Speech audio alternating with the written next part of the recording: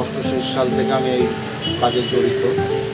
এই 88 সাল থেকে আমি আয়রন তৈরি করি, হ্যাঁ, এবং বিভিন্ন জেলার থেকে আমার আয়রন তৈরি নিতে আসে। আয়রন আমাদের 4 সাইজ তৈরি হয়। আমাদের ছোটো সাইজটা হলো 8 সাইজ বলি, তারপরে হলো 14 সাইজ, তারপরে 16 সাইজ, তারপরে 18 সাইজ, এই 4টে সাইজ তৈরি হয়।